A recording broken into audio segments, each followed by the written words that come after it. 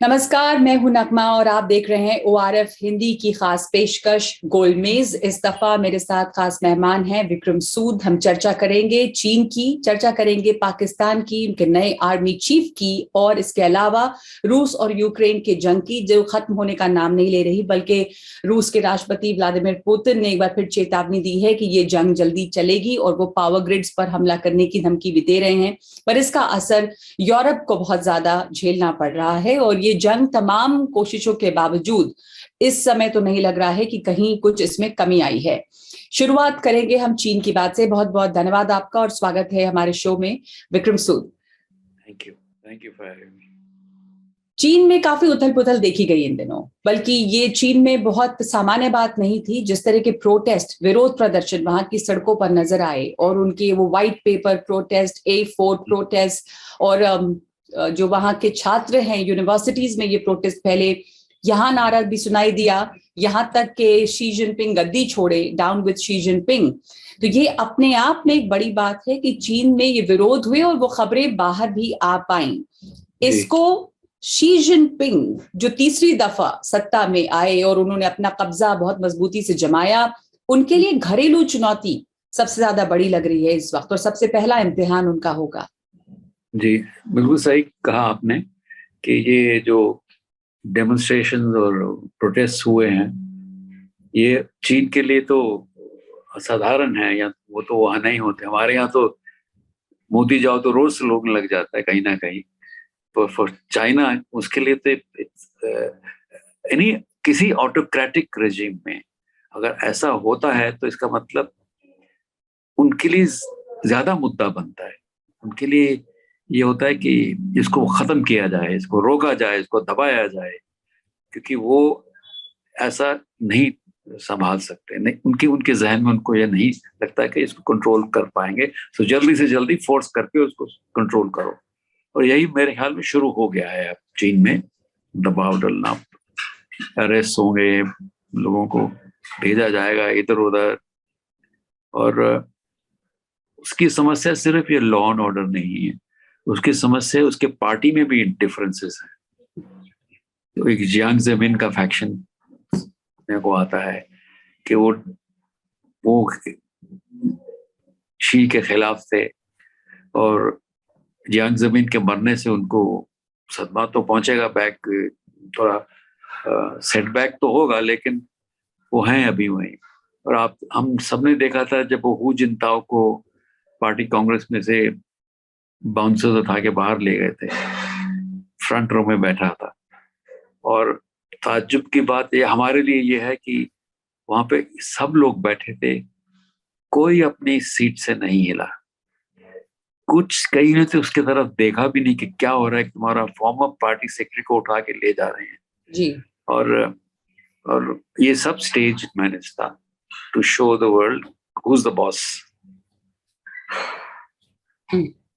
And show their own कौन है। यहाँ पे कोई आयरन चेयर नहीं है, कोई आयरन वो नहीं है, किसी को भी हटाया जा सकता है। उसकी दिनों की जो स्टेटमेंट है उससे भी जाहिर होता है कि ये सब अब शी जिनपिंग के कंट्रोल में है, एवरीथिंग उसके कंट्रोल में है। I think the strongest after Deng और आफ्टर माओ शी जिनपिंग। पर इसमें प्रॉब्लम भी होती हैं, यू नो, थ्राइस लकी होना is unusual, especially in a society like China's. और उसके साथ इनकी इकोनॉमिक प्रॉब्लम्स भी बढ़ रही हैं। ट्रेड कम हो रहा है, कंपनीज आर मूविंग आउट, लोगों की पेंशनें नहीं मिल रही, वेजेस नहीं मिल रहे। ये फॉक्सकॉम का हुआ था चाइना में, उसमें यही मुद्दा था, यही प्रॉब्लम थी कि वेजेस नहीं मिल रहे थे या खाना नहीं पहुंचा था टाइम पे। तो लॉजिस्टिक्स भी अपसेट हो गई हैं। और कोविड का भी रिएक्शन हो रहा है, जो कोविड की पॉलिसी थी उसको ये तीन मुद्दे लोग इंटरनल हैं। और इकोनॉमिक डिक्लाइन होगा तो ज्यादा प्रॉब्लम होगी, उससे फिर कुछ जी।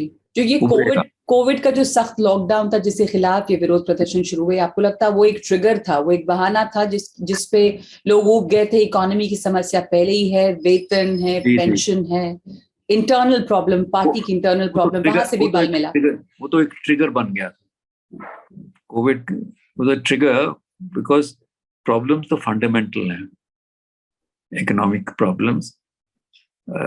जब तक इनका वो चलता रहता है, एक्सपोर्ट होती रहती है, माल आता है जाता है तो ठीक है।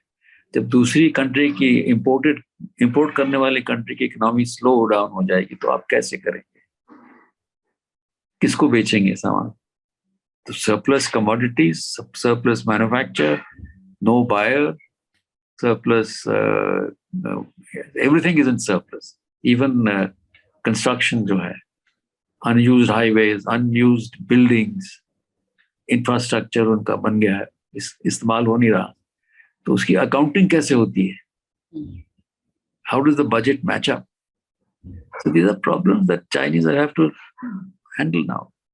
तो चीन की जो स्थिति है इस समय, राजनीतिक तौर पे भी, उनकी घरेलू आर्थिक स्थिति जो है, चीन की स्थिति आप कैसे देख रहे हैं, उसका आंकलन करें? क्या चीन इस वक्त चीन का एक बूम रहा और चीन बहुत ताकतवर, चीन बहुत आक्रामक, वो तमाम चीजें अपनी जगह पर हैं, पर इधर अंदरूनी प्रॉब्लम्स भी हैं, काफी अर्थव्यवस्था की प्रॉब्लम है, इकोनॉमी की प्रॉब्लम है, वहां पे लोगों में असंतोष बढ़ा है। वहां पर आपने बताया कि कैसे ये शी जिनपिंग जो हैं वो डेंग और माओ के बाद शायद सबसे ताकतवर हैं, तीसरी बार सत्ता पर वो काबिज हुए हैं, लेकिन उनके लिए चुनौतियां इस समय हैं और पार्टी के अंदर भी हैं, बहुत सारे फैक्शंस हैं।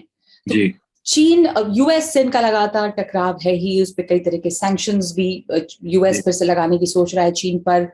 तो जो एक राइजिंग चाइना, वो सब चीजें, एक अच्छी सी तस्वीर जो चीन की इतने दिनों तक बाहर आती रही, इस समय क्या स्थिति लग रही है चीन की?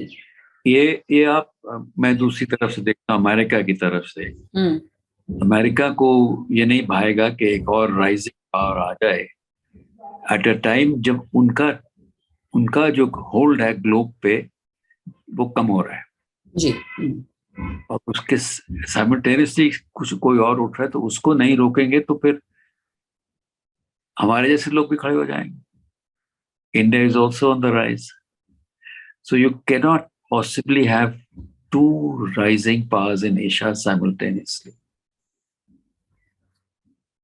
चाइना को अब पहले तो बढ़ा दे दिया आपने, उनको हेल्प कर दी बनाने को सब कुछ, WTO में ले आए, इंडस्ट्रीज खोल दी कि इससे लगेगा कि चाइना लिबरल हो जाएगा, डेमोक्रेटिक हो जाएगा। ये तो बहाना था, एक्चुअली ट्रेड करनी थी जी। उसके करते करते ग्लोबलाइजेशन में करते करते now China has become so strong militarily.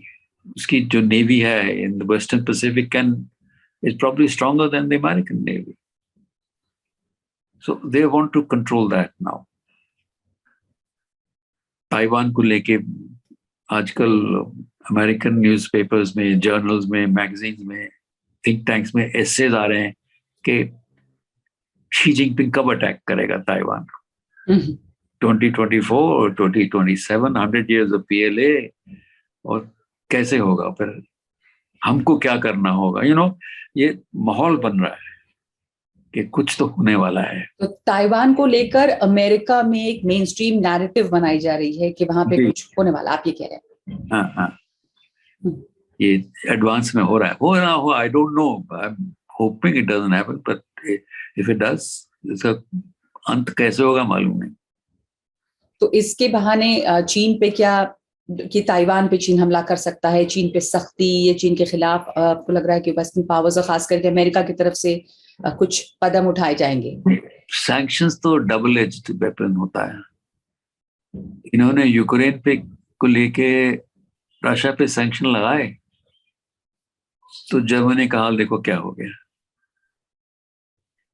Sanctions hurt sometimes the people you want to defend. बिल्कुल जी। तो यही हुआ है। दैट मीन्स कि आपको जो ऑप्शंस हैं वो लिमिटेड है ना। US imposes sanction on China, China counters it. Result है तो इकोनॉमी आपकी दोनों की कॉन्ट्रैक्ट होगी। कोई लोग कहते हैं कि अगर कॉन्ट्रैक्ट होगी, अब ये फिगर्स जाने कैसे बनते हैं पर बने हैं, कि 1 साल की अगर लड़ाई होगी तो यूएसए को 10% नुकसान हो जाएगा इकोनॉमी में, लेकिन चाइना को 25% हो जाएगा। सो कंपैरेटिव फिगर्स हैं, somebody has worked it out. I am not an authority कि कैसे इतने फिगर बनेंगे, but this is again as we said कि narrative है। तो इस नैरेटिव से अगर अमेरिका को इतना नुकसान होगा, अगर लड़ाई लंबी चलती है, पर चीन को इतना होगा, तो फिर इसका असर क्या देखते हैं हम युद्ध पर? युद्ध भी क्या इस तरह से खिंचा जाएगा? युद्ध, क्योंकि अभी अगर रूस और यूक्रेन को देखें तो वहां पे पुतिन ये धमकी या चेतावनी दे रहे हैं बार बार कि ये जंग जो है वो लंबी चलेगी। तो जंग का खात्मा तमाम कोशिशों के बावजूद, खात्मा क्या, कम होना भी कहीं नहीं है। टाइम मैगजीन के कवर पे देखते हैं हम कि person of the year Zelensky को ऑनर किया जाता है। तो वहां क्या चल रहा है? वो भी वही है, long drawn out war which America लड़ रही है यूक्रेन के जरिए, और रशियंस खुद लड़ रहे हैं। और रशियंस, ये मेरे को नहीं लगता कि ये पुतिन ने फरवरी में शी जिनपिंग को मिलने के बाद तय किया ये करने का। ये इसने तय किया था मेरे ज़हन में perhaps 2008, but certainly 2014, जब उन्होंने कू करके रेजिम चेंज किया ना यूक्रेन में, तब तो इसको मालूम था। और ये 2008 से कह रहा है शख्स कि भाई आप सब कुछ कर लो, यूक्रेन को नेटो में मत लाना, ये मेरा रेड लाइन है, इसको मत क्रॉस करो। नहीं माने तो हो गया। अब उसको कहते हैं कि तूने लड़ाई करी है, तू यू आर द विलन, उसको बना रहे हैं। उसके लिए कोई चॉइस नहीं थी। यूक्रेन को नेटो में जाना at the border of Russia is a provocative act, more provocative बनिस्बत क्यूबा। क्यूबा में जब रशियन सोवियत यूनियन गया था मिसाइल लगाने, तो केनेडी हैड थ्रेटन्ड वॉर। यही इसने किया है, और इसने तैयारी करी है 8-10 साल पूरी। He has war gamed it. इसने SWOT एनालिसिस करी है, सब कुछ करके आया है। he probably knows कि नेक्स्ट स्टेप क्या है, उसके बाद क्या होगा। रशिया को आप डिफीट कैसे करेंगे? और सारा झगड़ा एनर्जी को लेके है। जी, पुतिन ने तो शायद धमकियां फिर से दी हैं कि पावर ग्रिड्स पर वो हमले नहीं रोकेंगे, और इमरजेंसी पावर शटडाउन्स हुई है वहां पे रशियन मिसाइल अटैक से। और जर्मनी को मुश्किल है, यूरोप को मुश्किल है, गैस ऑयल नहीं आ रहा है, समस्या है उनके लिए। इस साल तो उनकी सर्दी में they have to cut down everything.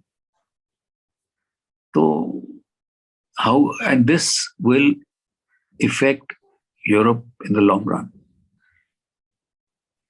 अगर ये करते रहे तो वहां 1 साल, 1.5 साल, आधा साल भी और चलेगा तो Europe will get into stage of deindustrialisation as it is there.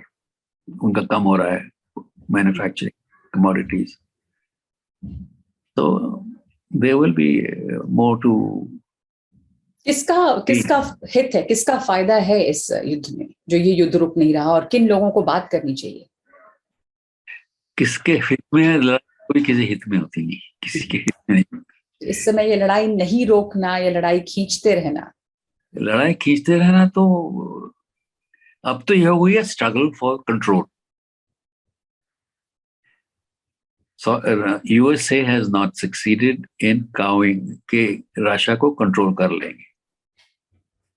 Russia has not succeeded in its efforts yet. So unless कोई बात करोगे बैठ के, unless there are two statesmen equally available at the same time, जी, बात आगे कैसे चलेगी? और ये देखिए, कोविड के बाद 2 साल कोई किसी कंट्री ने आर्म्स नहीं खरीदे। जी, अब कहते हैं कि यूनाइटेड स्टेट्स के पास सप्लाई करने के लिए आर्म्स नहीं बचे। ताइवान को जो देने हैं वो बाद में मिलेंगे, तो आपको नए बनाने पड़ेंगे। तो industrial complex, defence industrial complex को मौका मिलता है to produce more, to sell more. आप बेचेंगे जब ही बेच सकते हैं जब लड़ाइयाँ होंगी। जी। तो लड़ाई नहीं, बिल्कुल। कौन खरीदेगा? ये विशियस सर्कल है जी। You बिल्कुल। want peace, but there's a group can peace. The peace is not profitable, na? Wars are. So Absolutely. Peace is not profitable. Wars are industrial military complex है, का इंटरेस्ट है। पुराना है सब कुछ, और उसके साथ डिफेंस इंडस्ट्रियल कॉम्प्लेक्स के साथ it's not just the military that is linked up, whole lot of other things linked up. Logistics है, फूड चेन्स हैं, सप्लाई चेन्स हैं, energy, oil, everything has to be supplied to the warring factions. And most of this is controlled by the West. जी। So that's the economic system that's working. That's the economics of war. Yeah. अगर आगे बढ़ें और हम अपने पड़ोसी की तरफ देखें, पाकिस्तान की तरफ, वहां पे एक नए आर्मी चीफ हैं और आसिम मुनीर जो है वो पाकिस्तान में इस वक्त सबसे ताकतवर शख्स हैं, ये कहना गलत नहीं है, जो भी आर्मी चीफ बनता है। पर जिस समय वो आर्मी चीफ बने हैं उनके सामने किस तरह की चुनौतियां हैं, वही पुरानी समस्याएं जो हैं वो हैं अपनी जगह पे। वहां की राजनीति पर इसका क्या असर पड़ रहा है? पाकिस्तान में भी बहुत तरह की क्राइसिस है, इमीडिएट इलेक्शंस की मांग है, इकोनॉमिक मेल्टडाउन वहां पर है, फ्लड्स इतनी बुरी, वहां पे बाढ़ की स्थिति इतनी ज्यादा खराब रही, तो वो तमाम चीजें हैं और जो डोमेस्टिक पॉलिटिक्स है वो भी है। क्या चुनौतियां उनके लिए इस समय हैं? सब कुछ है सिवाय हमारे। हमने कुछ प्रॉब्लम वो उनकी खुद की बनाई हुई। हमने तो नहीं कहा कि हम आपको अटैक करेंगे, हमला करेंगे, उनकी अपनी बाकी प्रॉब्लम। उनके पास ऊपर से लेके चलिए तालिबान की प्रॉब्लम है, टीटीपी की प्रॉब्लम है, वो उनके खिलाफ एक्ट कर रहा है। और इनका जो था कि ड्यूरांड लाइन डिमार्केट हो जाएगी, मैं तो शुरू से कहता आ रहा हूँ ये कभी नहीं होगी, ये अफगान नहीं मानेंगे, या तालिबान हो या ना हो। सो ये उनकी वहां पे पश्तून प्रॉब्लम बनी हुई है। बलोच तो है ही, बुरा है वहां पे। सिंध में अनरेस्ट है, बट इतना नहीं है जैसे बाकी जगह है। और अब पंजाब की बात आई, पंजाब में जो रूल करता है वो मुल्क में रूल करता है इनके, और पंजाब में अब रूलर्स ज्यादा हैं, फॉलोअर्स कम है, आपस में बनती नहीं, कोई किसी को ट्रस्ट नहीं करता, कोई किसी के साथ मेलजोल नहीं करना चाहता। आई मीन बिलावल भुट्टो और शहबाज शरीफ ने कर लिया है, पर ये तो अनयूजुअल है, ये तो टाइम पास के लिए है। अगर इलेक्शन होंगे कल तो न जाने इमरान फिर जीत जाए।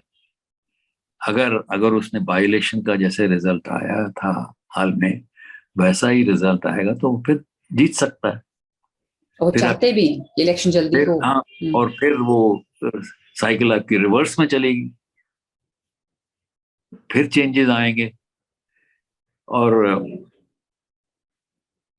मेरे को नहीं लगता कि पाकिस्तान में आर्मी कंट्रोल करती है सब कुछ, अभी भी वही हिसाब है।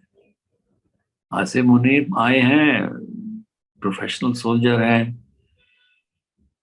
तो उसको भी कहते थे, बाजवा को भी प्रोफेशनल था, फिर उसने जो इंट्रीग्स किए बाद में जाने से पहले, और जो करप्शन चार्जेस अब निकल रहे हैं,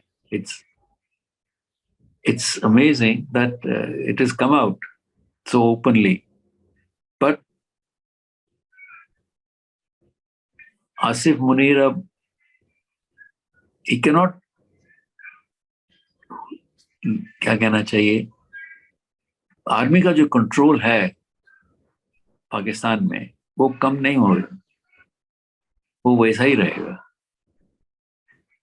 बिकॉज उनकी जो स्टेक्स हैं इन पाकिस्तान, आर्मी की स्टेक्स पाकिस्तान में ज्यादा है बनिस्बत पाकिस्तान की स्टेक आर्मी में। उनको जो दे ओन पाकिस्तान ना जी। तो उसको जो फायदा होता है पाकिस्तान से, जो उनको वो आयशा सिद्दीका बता रही थी कि अपने एक आर्टिकल में कैसे वो पैसा, land holdings, prime land is controlled by the army. And I remember एक दफा मैं किसी पाकिस्तानी को मिला था, कहीं को मिला, बट एक ने मेरे से पूछा था फलां एयर मार्शल कहाँ हैं। तो मैंने कहा वो he was familiar with Delhi. मैंने कहा वो शायद किसी आई थिंक कोई सम डीडीए, ऐसे डीडीए कॉलोनी में रहते हैं। तो ही वॉज अ गेस्ट। क्या जी, क्या रहते हैं? तो हाल है, कोई विला शिला नहीं है उनका? नहीं है। आप भी ना नहीं रखते हो। जी, तो ये है, ये Pakistan can not afford to lose, और कश्मीर का मुद्दा बना रहेगा so long as they are there. तो उनकी प्लेट जो है वो बिल्कुल भरी हुई है इस समय। जो सबसे पहले तो more of the same, we have to do nothing, just wait and watch and see how they will do. हम कोई तो राजनीतिक सियासी तौर पे एक अस्थिरता है वहां पे। दोस्ती कर लेते जी, बातचीत कर, गल्ला शला करिए। No need, there is no need, there is no need. Let you please अपना संभालो घर, जब संभल जाएगा तो बात कर लेंगे। I am quite happy. तो इस समय उसकी तो कोई गुंजाइश मतलब जरूरत भी नहीं, आप बता रहे हैं, क्योंकि उनकी अपनी परेशानियां इतनी ज्यादा हैं। उनकी प्लेट्स जो है बिल्कुल भरी हुई है इस समय। तो पॉलिटिकल इंस्टेबिलिटी है, केओस है, उन तमाम चीजों को संभालना एक बड़ी चुनौती है पहले पाकिस्तान के लिए। तो बहुत बहुत शुक्रिया आपका ये बहुत ही दिलचस्प बातचीत के लिए विक्रम सूद साहब। गोलमेज के इस एपिसोड में इतना ही। धन्यवाद। धन्यवाद।